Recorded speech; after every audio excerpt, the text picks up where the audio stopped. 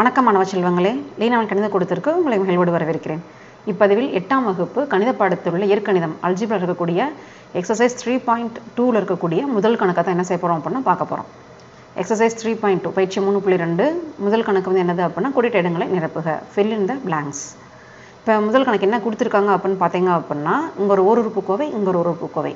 ஓருறுப்பு கோவையால் வகுத்து கிடைக்கூடிய விடையும் ஓருறுப்பு கோவையாக தான் இருக்கும். டிவிஷன் ஆஃப் மோனோமியல்ஸ் கொடுத்துருக்காங்க. இதில் வந்து விடுபட்ட இதை வந்து நம்ம கண்டுபிடிக்கணும். இந்த கேப்பு இது என்ன செய்யணும் அப்படின்னா நம்ம வந்து கண்டுபிடிக்க போகிறோம்.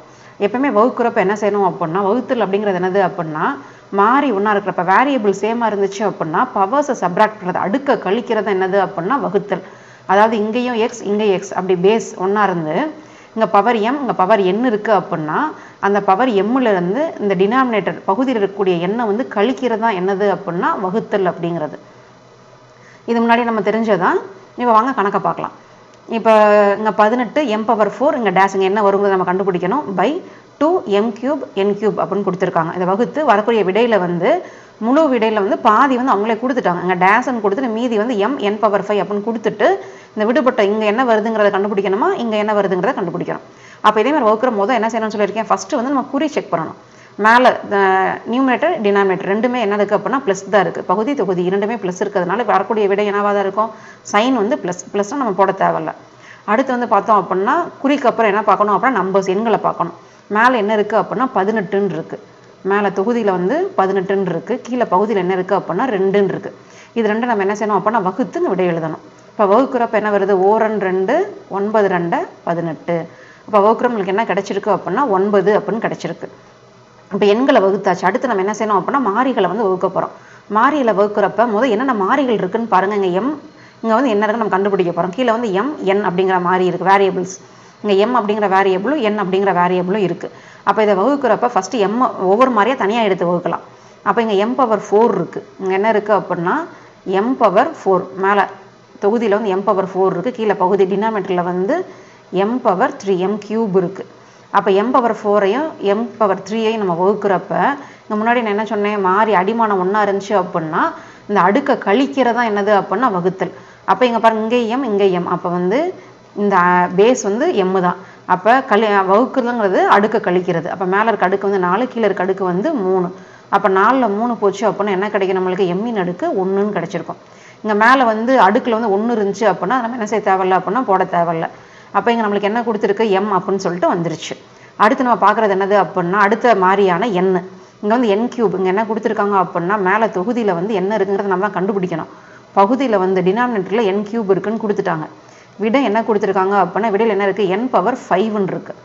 அப்போ இங்கே என் பவர் 5 வந்திருக்கு. நம்ம என்ன கண்டுபிடிக்கணும் அப்படின்னா மாறி வந்து ஒரே மாதிரி இருந்தால் தான் நம்மளுக்கு வகுத்து இங்கே என்ன அப்படின்னு சொல்லி வரவே முடியும். வேரியபிள் சேமாக இருந்தால் தான் நம்ம டிவிஷனே பண்ண முடியும். அப்போ இங்கே என்ன இருந்திருக்கும் அப்படின்னா என் அப்படின்னு சொல்லிட்டு இங்கே வந்து இருந்திருக்கணும். இங்கே பவர் தான் என்ன அப்படிங்கிறத நம்ம கண்டுபிடிக்க போகிறோம். அப்போ இங்கே என் பவர் என்னவா இருந்துச்சு அப்படின்னா அந்த பவர்லேருந்து 3ஐ சப்ராக்ட் பண்ணுறப்ப 5 கிடச்சிருக்கு. எந்த நம்பர்லேருந்து 3 போச்சு அப்படின்னா 5 கிடைக்கும் அப்படின்னு பார்த்தோம் அப்படின்னா அது வந்து என்னது அப்படின்னா 8. 8ல் 3 போச்சு அப்படின்னா 5. 5 + 3 என்னது 8. அப்போ இங்கே என்ன இருக்கணும் அப்படின்னா எண்ணின் அடுக்கு 8 அப்படின்னு சொல்லி இருந்திருக்கணும். அப்போ தான் இங்கே எண்ணின் அடுக்கு 8 எண்ணின் அடுக்கு 3 கழிக்கிறப்ப நம்மளுக்கு என்ன கிடச்சிருக்கும், எண்ணின் அடுக்கு 5ன்னு கிடச்சிருக்கும். இப்போ நம்ம விடுபட்டதை கண்டுபிடிச்சாச்சு. இதே மாதிரி தான் இரண்டாவது கணக்கு. இதுவும் டிவிஷன் ஆஃப் மோனோமியல்ஸ், ஓருறுப்பு கோவையோட வகுத்தல் தான். இப்போ வகுத்தல் அப்படிங்கிறப்ப முதல்ல நம்ம குறி செக் பண்ணுறப்ப மேலே ரெண்டுமே சைன் வந்து ப்ளஸ் தான். அப்போ விடையில் என்ன சைன் வந்திருக்கணும், ப்ளஸ் சைன் தான் வந்திருக்கணும். அடுத்து நம்பர்ஸ்னு பார்க்குறப்ப மேலே 1 இருக்குது, கீழே என்ன இருக்குது 2 இருக்குது. அப்போ டினாமினேட்டரில் இப்போ பகுதியில் வந்து 2ன்னு இருக்கிறப்ப இங்கே வந்து பார்த்தீங்க அப்படின்னா பகுதியில் வந்து டேஸ் என்ன வருங்கிறத கண்டுபிடிக்க சொல்லியிருக்காங்க. அப்போ என்ன வந்திருக்கணும் அப்படின்னா 2ன்னு இருந்திருக்கணும். அடுத்து பார்க்குறது எல்எம்என் அப்படிங்கிற 3 மாறி. இங்கே எல்எம்என் இங்கே எல்எம்என். அப்போ 3 மாறிகள் தான் நம்ம செக் பண்ண போகிறோம்.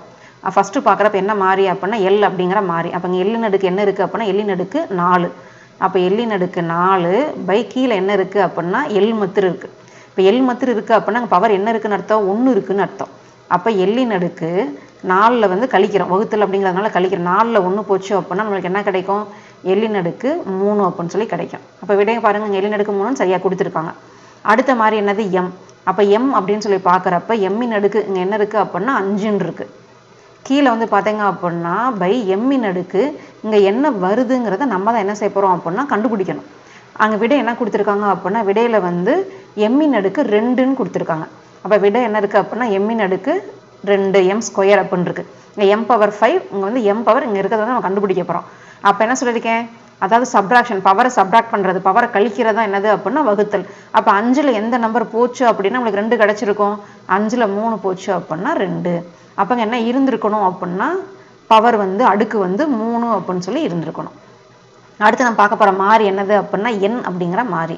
இங்கே என்ன இருக்குது, என்னோட பவர் தான் இங்கே இங்கே வந்து என்ன நம்பர் வந்து வந்திருக்கணும் அப்படின்னு சொல்லி கேட்குறாங்க. பை பகுதியில் என்ன இருக்குது அப்படின்னா n பவர் 6 இருக்குது. n பவர் 6 நம்மளுக்கு இதுக்கு விடையா என்ன கிடச்சிருக்கு அப்படின்னா n கிடச்சிருக்கான். It is equal to n அப்படின்னு சொல்லிட்டு கொடுத்துட்டாங்க. அதாவது n power dash by n power 6 it is equal to n. அப்போ எந்த நம்பர்லேருந்து 6 கழிச்சா இங்கே நம்மளுக்கு 1 கிடைக்கும். அப்போ 7ல் 6 போச்சுன்னா தானே 1. அப்போ என்ன வந்திருக்கணும் அப்படின்னா 7ன்னு வந்திருக்கணும். 7ல் 6 போச்சு அப்படின்னா 1. அப்போ என்ன போட்டுக்கலாம் அப்படின்னா 7 அப்படின்னு சொல்லிட்டு போட்டுக்கலாம். அடுத்ததாக நம்ம பார்க்குறது என்னது அப்படின்னா 3வது கணக்கு. இது ஒரு உறுப்பு கோவையோட வகுத்தல் தான்.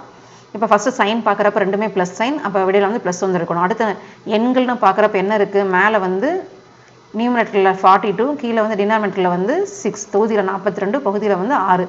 அப்போ நம்மளுக்கு தெரியும் 6 வாய்ப்பாடு, 1 6 6, 7 6 42. அப்போ இங்கே என்ன எண் வந்திருக்கணும் அப்படின்னா 7 அப்படிங்கிற நம்பர் வந்து வந்திருக்கணும். அடுத்து இருக்கக்கூடிய மாறி என்னது அப்படின்னா ஏ. அப்போ ஏயின் அடுக்கு 4, கீழையும் பை ஏயின் அடுக்கு 4. இங்கே ஏயின் அடுக்கு 4 ஏயின் அடுக்கு 4 அடித்து கொடுத்து 1ன்னு போட்டுடலாம். இது ஏன் 1ன்னு போடுறோம் அப்படின்னா இங்கே பவர் தானே கழிக்கிறோம், அடுக்கு வந்து கழிக்கிறப்ப 4 - 4ன்னு வந்திருக்கும். 4ல் 4 போச்சு அப்படின்னா 0. எந்த ஒரு எண்ணுக்கும் அடுக்கு விதி பிரகாரம் எந்த ஒரு எண்ணுக்கும் அடுக்கு வந்து 0வாக இருந்துச்சு, பவர் 0வாக இருந்துச்சு அப்படின்னா வேல்யூ என்னது அப்படின்னா மதிப்பு வந்து 1. அப்போ இங்கே வந்து ஏயின் அடுக்கு 4 ஏயின் அடுக்கு 4 அடித்து கொடுத்து 1. அப்போ நம்ம போட தேவையில்ல. அடுத்து நம்ம பார்க்குற மாறி என்னது அப்படின்னா பி. அப்போ பின்னு பார்க்குறப்ப அங்கே என்ன இருக்குது, பின்னு அடுக்கு 5, பின்னு அடுக்கு 5, கீழே என்ன இருக்குது அப்படின்னா by b power 2, b square அப்படின்னு சொல்லிட்டு இருக்குது. இதுக்கு விட இங்கே என்ன பின்னு கொடுத்துட்டு இங்கே என்ன வருங்கிறத நம்மளை கண்டுபிடிக்க சொல்கிறாங்க. இப்போ சப்ராக்ட் தானே, இப்போ நான் கழிக்கிறப்ப 5ல் 2 போச்சு அப்படின்னா நம்மளுக்கு என்ன கிடச்சிருக்கணும், 3ன்னு கிடச்சிருக்கணும். அப்போ இங்கே என்ன வந்திருக்கணும் அப்படின்னா 3. அடுத்து இப்போ ஏ முடிச்சாச்சு, பி முடிச்சாச்சு. அடுத்து இது இங்கே என்ன டேஷ்னு கொடுத்துருக்காங்க. இங்கே வந்து பார்த்தீங்க அப்படின்னா வேறு மாறி கிடையாது. விடையில் பார்த்தீங்க அப்படின்னா சி ஸ்கொயர் அப்படின்னு சொல்லிட்டு ஒரு மாறி இருக்குது. அப்போ இங்கே என்ன இங்கே வந்து என்ன இருந்தால் இங்கே சி ஸ்கொயர் வந்திருக்கும் அப்படின்னா இங்கே சி ஸ்கொயர் இருந்தால் மாத்திரம் அதை எடுத்து நம்ம விடையில் வந்து சி ஸ்கொயர் அப்படின்னு சொல்லி நம்ம எழுதியிருக்க முடியும். இப்போ 3 கணக்கு இதுவரை நீங்கள் பார்த்த 3 கணக்கும் உங்களுக்கு தெளிவாக புரிஞ்சிருக்கும் நம்புகிறேன். மீண்டும் அடுத்த பதிவில் இணைவோம். நன்றி.